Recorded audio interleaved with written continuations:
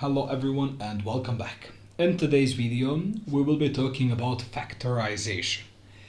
Now, before we start with factorization, I'd like to revise something with you. Let us go over expanding brackets first. So if we have, for example, 5 and then multiplied by x minus 1. How do we solve this? How do we expand the brackets over here? We know that we have to multiply 5 by x, which is equal to 5x, and then we have to multiply 5 by negative 1, which is equal to negative 5. All right. Or if we have to do like this, 3x squared multiplied by x minus 2y. Again, what we need to do is 3x multiplied by x, which is 3x cubed, and 3x squared multiplied by 2y will be 6x squared y, and so on. So after we learned expanding brackets a long time ago, the lesson for today is factorization. I would always say that factorization is just the opposite process of expanding brackets. Imagine this time we have an example like this. 4x minus 6y. All right. What do they have in common? The following numbers, 4x and 6y. We know that greatest common factor for 4 and 6 is 2. Okay, what about variables? Do we have any variable that belongs to both of them, to 4x and 6y? No. Oh, so then 2 is the common factor. All right, we open the brackets now and we say 2 multiplied by what will give us 4x. So 2 multiplied by 2x. And then again, 2 multiplied by what will give us negative 6y. It will be negative 2 multiplied by what to give us 6? It's going to be 3y. This, what we have just completed, is what we call factorization. So we collect greatest common factor and it goes in front of the brackets. And then we put inside the brackets the remaining things. Okay, let's try another example. Imagine we have this time 18x plus 12. Okay, what do they have in common?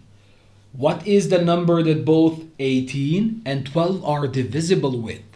Both of the numbers are divisible by 6, right? So 6 goes out. And then what do we have in brackets?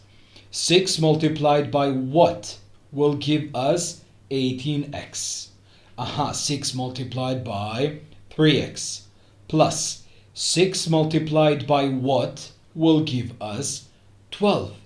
That is correct. 6 multiplied by 2 will give us 12. That's it. We have the answer. Okay. Now that we know what's factorization, let's do some examples with more variables. What if we have, for example, 2xy plus 4y? Okay, what do they have in common now? We can see that both numbers 2 and 4 are divisible by 2, right? So 2 goes out.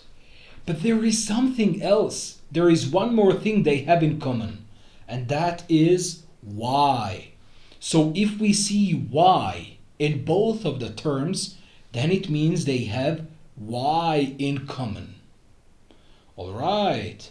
2y multiplied by what will give us 2xy?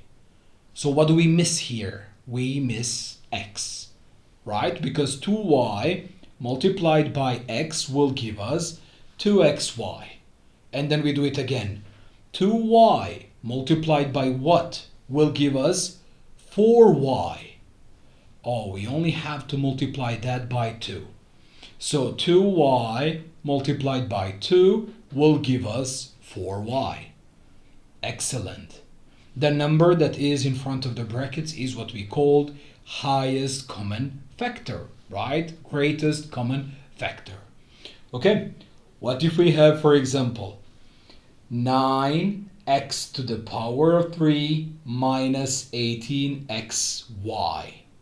Alright, what do they have in common this time?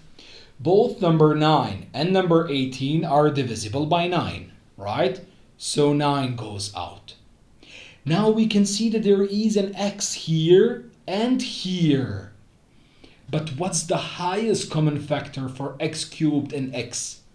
The highest x they both are divisible with is only x. We will see why is that. 9x multiplied by what will give us 9x cubed?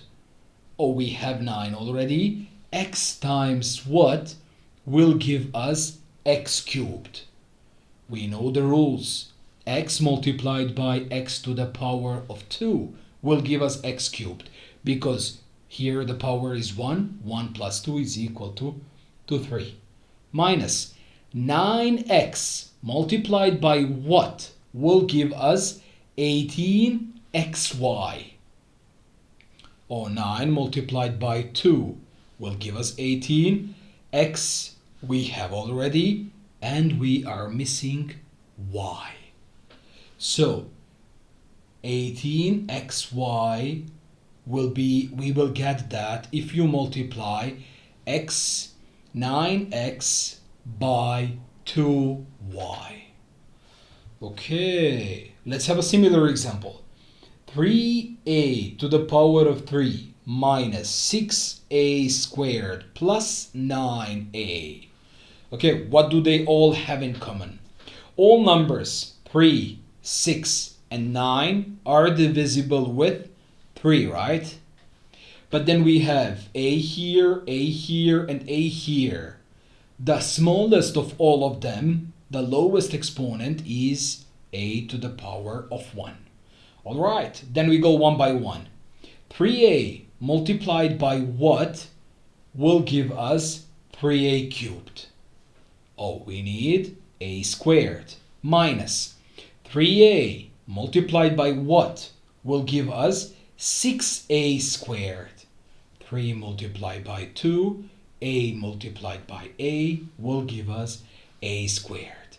Finally, 3a multiplied by what will give us 9a. So 3a multiplied by 3 will give us 9. That's it. We have factorized this expression. Okay, but guys, what if we have, for example, x to the power of 3, x to the power of 2, and x? Okay, what do they have in common? Oh, they all have an x. What's the highest of all of them that we can expand, that we can factorize? It's x. Okay, x multiplied by what will give us x cubed? It's x to the power of 2. X multiplied by what will give us x squared? X multiplied by x. Finally, x multiplied by what will give us x? Oh, this one is the easiest one.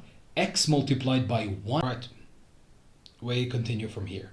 So we said x multiplied by what will give us x? It is 1. And it's very important, because if we have an example like this, 5x plus, let's say, 10 x squared. Okay, then we say, what do they have in common? It's 5x, right? But then we say 5x multiplied by what will give me 5x? Oh, it's 5x multiplied by 1. And then 5x multiplied by what will give us 10x squared. 5 times 2 will give us 10, and x times x will give us x squared. All right, guys, and we have the last one, and a very important one for today. This time we have a couple of things to do. In the first step, we have to expand the brackets, right?